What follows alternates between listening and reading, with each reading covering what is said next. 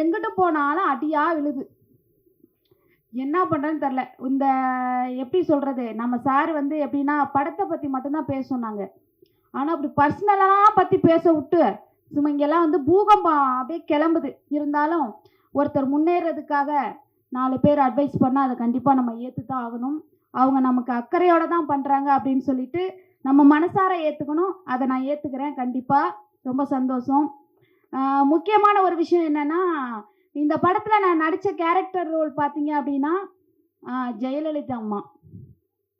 ஆமாம், ஜெயலலிதா அம்மா மாண்புமிகு இரும்பு பெண்மணியான அந்த எப்படி சொல்கிறது, முன்னாள் முதலமைச்சர் அவர்களுடைய வேடத்தில் நான் வந்து நடிச்சிருக்கேன். ரொம்ப சந்தோஷமாக இருக்குது. இந்த கேரக்டரில் பார்த்தீங்கன்னா யாருமே வந்து ஓப்பனாக நடிக்க மாட்டோம் அப்படின்னு வந்து சொல்லிட்டாங்களாம்.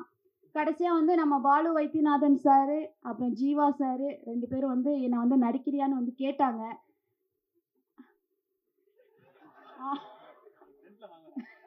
ஜீவா சார், இந்த ஜீவா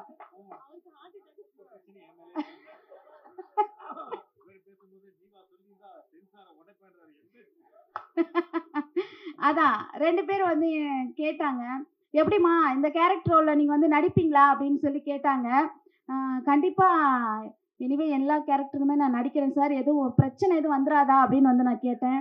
இது வந்து ஒன்லி நடிப்பு தானம்மா, இந்த அறம் செய் அப்படிங்கிறது நம்ம கூட படத்து மூலியமாக வெளிக்காட்டல அப்படின்னா இந்த நாட்டில் சில விஷயங்கள் வந்து நமக்கே தெரியாமல் அதை சொல்கிறதுக்கு யாரும் தயங்கி நிற்கிறாங்க.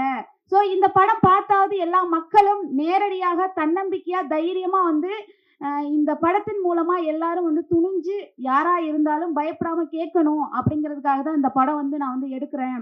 அதனால் ஸோ உனக்கான கேரக்டர் ரோலை நீங்கள் பண்ணுங்க அப்படின்னாங்க. கொஞ்சம் தயங்கியே இருந்தேன்.